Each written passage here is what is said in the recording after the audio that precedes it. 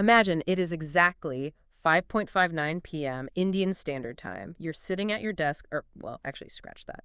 Millions of office workers across India are sitting at their desks, but, nobody's actually working. Right. Yeah, productivity has just completely flatlined everywhere. Exactly. Everyone is just staring at their screens, just obsessively refreshing YouTube. They're waiting for a countdown to hit 0. Okay. And it's this level of anticipation that feels, almost physical. Absolutely. It was palpable. Today's deep dive is about the 3 minutes and 47 seconds that followed that countdown. Because this wasn't, just a movie trailer dropping. No. It was a digital earthquake, one that didn't just break the internet, but fundamentally rewired the economics, the cultural pride, and really the operational standards of an entire global industry. So, yeah. Okay, let's unpack this, because we are talking about a cultural phenomenon unfolding in real time. We really are. And it's just this phenomenal case study in what happens when digital infrastructure collides with unprecedented human anticipation. Yeah. Like over in Mumbai,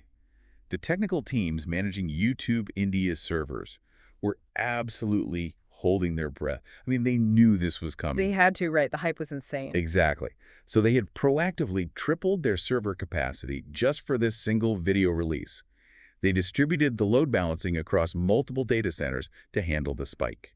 Wow, just for one video. Just for one.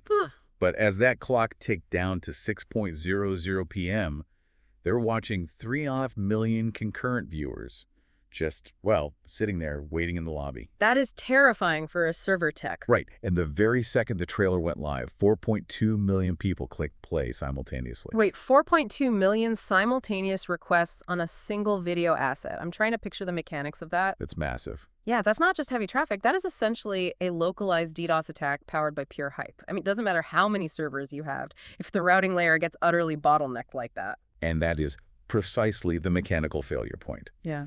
The system just couldn't parse the sheer volume of simultaneous pings. So, despite all that unprecedented preparation, the servers staggered. Oh, man. Yeah, the network experienced these rolling partial outages. Millions of users were met with endless spinning loading wheels and error messages. I remember seeing those screenshots everywhere. But for the lucky fraction whose connections actually held and, pushed through the bottleneck, the visual payload was immediate. It opened in complete silence. Yes. Just a single point of light breaking over the mountains of this mythical kingdom of Maheshmati. And the visuals that follow, you have to understand, Indian audiences were so used to seeing either lower-budget local effects or high-budget Western imitations. Right, there was a clear divide. But this was different. You hear this deep, resonant Telugu voiceover carrying all this mythological weight, and then comes the moment. The waterfall reveal. Oh, that shot. It's iconic. It really is. You have Anant climbing this impossible, massive cascade of water, and when he reaches the peak, the sunset just hits him perfectly. Yeah. He's got water streaming from his hair and beard, displaying this incredible, weathered warrior's physique. It's like waiting for a modern blockbuster, but instead of a guy in a spandex suit, you get a legend stepping straight out of ancient mythology. That is a great way to put it. The visual storytelling in that single shot did a tremendous amount of heavy lifting right out of the gate. It really did. It established this brilliant dichotomy. You had Anant's character, Baahubali, radiating this noble, almost divine protective authority. Right.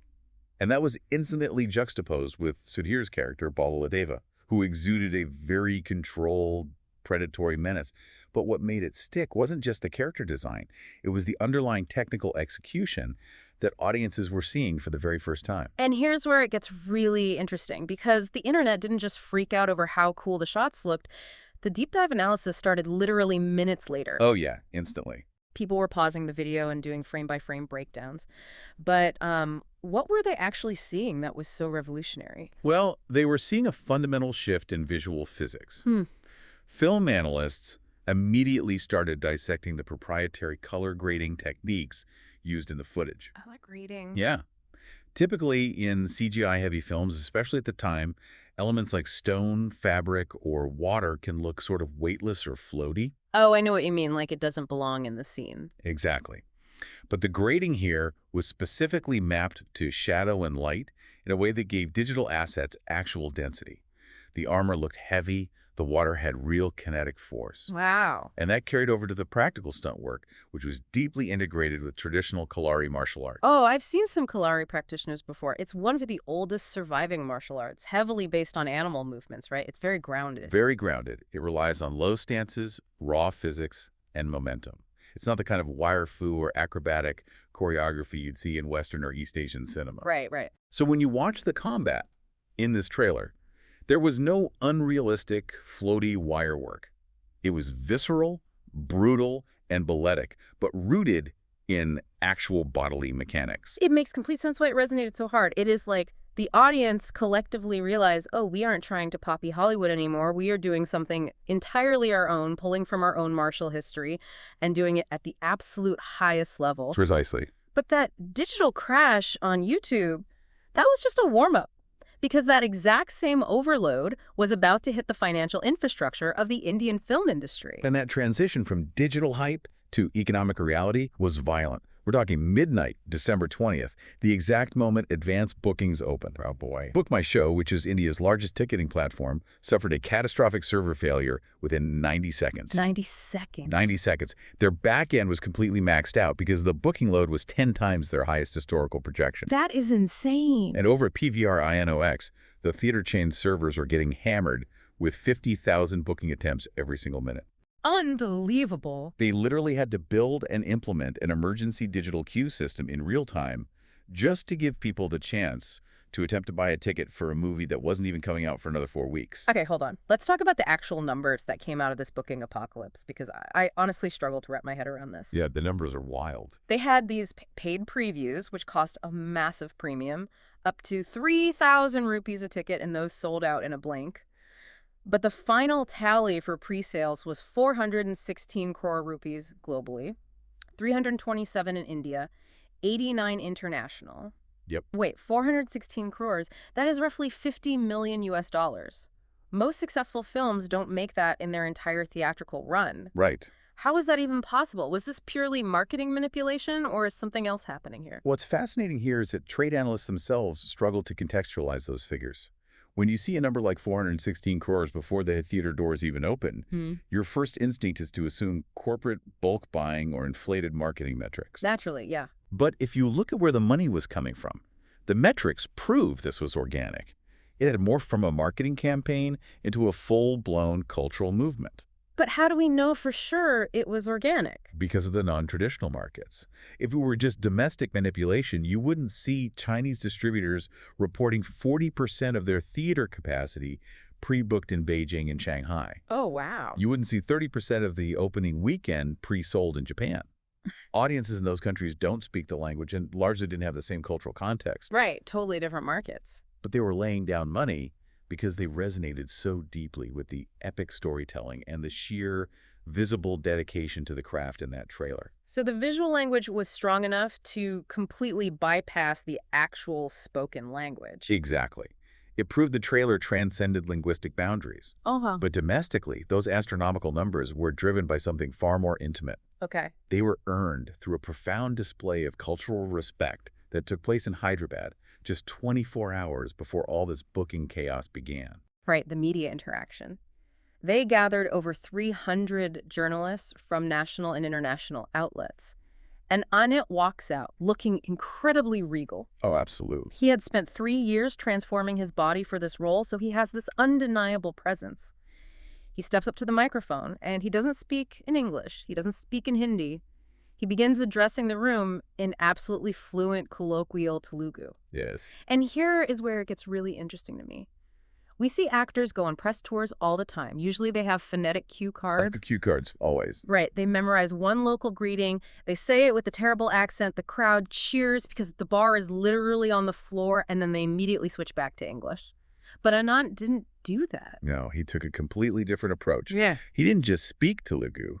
He seamlessly transitioned between Telugu, Tamil, Malayalam, and Kannada, depending on who was asking the question. That is just wild. And he wasn't just reciting memorized vocabulary. He was utilizing proper regional idioms, correct dialects, and nuanced cultural references. Think about what that actually requires mechanically.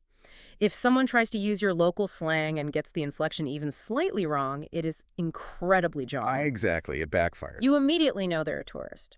He managed to get the cadence flawlessly right across 4 distinct languages. When a journalist inevitably asked him how he managed to learn 4 South Indian languages in just 3 years, he explained that his photographic memory helped with the vocabulary. But the mechanism of his fluency was much deeper. How so? He told the room that he didn't just study the languages, he lived inside the cultures. He mapped the idioms to the regional mindsets. He stated very clearly, "When I speak to you in your languages, I'm showing respect." Oh man, that gives me chills. It fundamentally shifted the power dynamic in the room. By demonstrating that language is simply a vessel for a culture's worldview, he proved that this film didn't just belong to one region. He was effectively obliterating the traditional North-South divide that has historically segmented Indian cinema. He wasn't a northern actor slumming it in a quote-unquote South Indian film. He had earned his citizenship in their culture through total immersion. And by proving he understood their culture so intimately, he earned the absolute right to deliver what came next. Because during that same event, he dropped an intellectual bombshell that caught the entire global media's attention. He did. A journalist asked him what he hoped the film would achieve beyond just breaking box office records. And his answer completely silenced the room. I can imagine. He stated, "I hope this project shows the world that Indian civilization taught cinema to humanity first." Okay, I really have to push back here. Yeah. Saying we taught cinema to the world sounds incredibly aggressive. It's a bold claim. It really is. Yep. It borders on pure nationalism or exceptionalism, especially when we have been taught that Western traditions, like Aristotle's Poetics or Greek theater, are the foundation of dramatic arts. Did the media just let that claim slide? They interrogated it, absolutely. But Anant defended his statement impartially by anchoring it entirely in historical mechanics rather than nationalistic rhetoric. Okay. He cited the Natya Shastra, an ancient Indian treatise on the performing arts. And this wasn't just a philosophical text. The Natya Shastra literally codifies narrative structure, character development, and micro-expressions. Really? I didn't realize it was that technical. Oh, very technical. It outlines the concept of rasas, essentially the emotional flavors or aesthetic experiences a performer must trigger in an audience. It treats human empathy almost like a mathematical equation, Wow. breaking down exactly how a performer's physical posture and facial expression can synthesize specific emotional states in a viewer. And it did this millennia before Western cinema theory even existed. So he is arguing that the actual blueprint for visual storytelling was already mapped out in ancient India, and we just forgot about it. He argued that invasions, colonization, and centuries of cultural suppression had buried this heritage. Therefore, presenting this massive, technologically advanced epic on a global scale wasn't an act of chest-beating nationalism. Okay. It was a deliberate act of post-colonial cultural reclamation. He was dusting off the original blueprint. And the international media largely accepted that framing. They did. Yeah, outlets like the BBC, The Guardian, and Al Jazeera ran analyses focusing on this exact angle, the reclamation of India's cinematic heritage. It was viewed as a vital correction to historical amnesia. You can see why that resonated so deeply with diaspora Indians globally. Imagine feeling disconnected from your heritage or only seeing it portrayed through a Western exoticized lens. Exactly. Suddenly, you're handed this profound sense of pride. You have a reason to engage with your own history because it's being presented with undeniable excellence and intellectual weight. He essentially positioned the film as a gateway.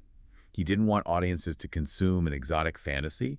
He wanted them to experience authentic, artistically sophisticated storytelling rooted in a very real, very ancient tradition. So you take this immense cultural pride, you combine it with the intellectual weight of the Natya Shastra, and you wrap it in this unprecedented physical transformation. Suddenly, Anant isn't just an actor promoting a movie anymore. No, he's much more than that. He has evolved into this larger-than-life figure, which explains why, when he finally stepped out in public for the official trailer launch in Mumbai, the reaction moved from being digital and intellectual to being terrifyingly physical. The Mumbai spectacle was unlike anything the modern industry had seen. The organizers had originally planned for a standard, controlled hotel launch. Like a typical press junket. Right. But 5,000 fans organically descended on the venue, which forced security to hastily relocate the entire event to a massive new PVR INOX Cineplex just to manage the crowd safely. That is wild. And when Anand finally stepped out of his car, the physical reaction of the crowd was surreal. I'm trying to picture this scene. He arrives wearing a deep blue, intricately embroidered sherwani.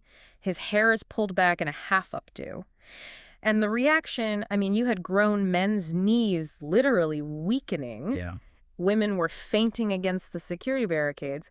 It's funny, you're describing this, and I'm picturing a mix between, I don't know, 1960s Beatlemania, but if John Lennon was also somehow an ancient mythological king? This is such a good image. It's a very weird hybrid of pop culture hysteria and deep religious reverence. That hybrid is the perfect way to understand it, because older fans in the crowd were openly weeping, comparing him to historical monarchs. They were calling him Shivaji Maharaj reborn or Chandragupta Maurya in his prime. Wow. But mechanically, how does a modern actor evoke that specific visceral reaction? It comes down to a photographic phenomenon that fashion experts call camera love. What does that actually mean, technically? Because people say the camera loves him all the time as a cliche. In a technical sense, it refers to a subject's facial geometry catching and refracting light in a way that minimizes harsh shadows from almost any angle. Oh, interesting. It's a photometric rarity. When you combine that visual perfection with his massive physical presence, he looked literally monumental. But more importantly, because he had spent 3 years mentally embodying this mythology, he carried the actual weight of the heritage he had spoken about in Hyderabad. Right, it wasn't just a costume. Exactly. He wasn't just an actor in an expensive outfit. He radiated the quiet, grounded authority of the myth itself. He became the walking symbol of everything they were suddenly so proud of. But here's the fascinating contrast. While the fans are fainting in the streets and the internet servers are still melting down, behind closed doors in Mumbai's executive suites, the Bollywood elite are having a very different reaction. A very different reaction. They are watching this happen, and they are experiencing absolute panic. It triggered a profound industry earthquake. Imagine you're an executive at a legacy studio. You've spent decades building a very comfortable, very profitable formula. Yeah. Bollywood had perfected the art of manufacturing stars through aggressive PR machinery, manufactured paparazzi moments, and systemic nepotism. Suddenly, this one trailer drops, this one man steps out of a car, and you realize your entire playbook is instantly obsolete. Right, because how do you PR your way out of someone dedicating 3 years of their life to mastering 4 languages and ancient martial arts? You just can't fake that. You can't. Karan Johar, who runs Dharma Productions, which is one of the biggest powerhouses in the industry, privately admitted to his core team that they simply could not compete with this. Wow. He recognized that Anant's combination of physical dominance, profound cultural significance, and absolute artistic integrity exposed the superficiality of their current star system. But then you have someone like Aditya Chopra at Yash Raj Films, and he takes a slightly different approach with his executives. Chopra was much more pragmatic. He used the moment to pivot. He gathered his team and explicitly told them that Anant was the new benchmark for excellence. He didn't sugarcoat it. No, he sharply criticized his own company's reliance on legacy formulas and coasting on past successes. He told his executives that they had to adapt, they had to work exponentially harder, and they had to stop treating the audience like they would accept mediocrity. Okay, so that's the billionaires in the boardrooms. Yeah. But what about the rest of the industry? The mid-level actors, the struggling talent who rely on that old system to get by. Yeah. If the biggest producers in the country are suddenly pointing at Anant and saying, this is the new standard, that has to be terrifying. It was, and it bred immediate resentment. Struggling actors were calling their agents furious, complaining that Anant's new standards were humanly impossible. And are they wrong? Well, from their perspective, they were right. They couldn't afford to train 18 hours a day. They couldn't pause their careers for 3 years to learn 4 languages fluently or undergo that level of physical transformation. Right. But if we connect this to the bigger picture, that resentment perfectly illustrates the fundamental disruption that occurred. Anant didn't just succeed in a vacuum. By achieving what he did, he permanently redefined what stardom requires. He moved the baseline. Audiences saw what absolute uncompromising authenticity looked like, and they decided they weren't going back to the manufactured stuff. Precisely. The old system of PR-driven fame was rendered obsolete overnight because the audience had tasted something genuine. Anant proved that when you commit entirely to the craft, when you master the languages, study the history, and respect the audience, the outcome, whether it's 416 crores in pre-sales or global adoration, simply takes care of itself. So what does this all mean for you? When we look at a story this massive, it's easy to just get lost in the staggering numbers, the server crashes, and the fainting fans. But at its core, this is a story about standards. What does it look like in your own life, in your own career, when you refuse to rely on business as usual? What happens when you commit so deeply to your crafts, your preparation, your own version of learning four languages and studying the history, that you force everyone around you to raise their standards just to stay in the same room as you? It's an incredibly demanding framework for personal excellence. It's about refusing the safe, manufactured choices that merely maintain a career and having the courage to choose the risky, agonizing path that actually defines one. It really is. But it also leaves us with something fascinating to think about as we wrap up. If one individual's sheer, uncompromising dedication can permanently shatter the ceiling of an entire global industry, if he can make what was previously thought humanly impossible the new baseline expectation, what happens to the art form itself? Right. When the absolute ceiling of what we thought was possible suddenly becomes the floor, where on earth does cinema go next? That is the ultimate question this deep dive leaves us with. And to think, all of this, the financial shockwaves, the cultural reclamations, the industry reckonings, all of it started with millions of people staring at an endlessly spinning loading wheel at 5:59 p.m. Thank you for joining us on this deep dive into the trailer that stopped the world. We'll see you next time.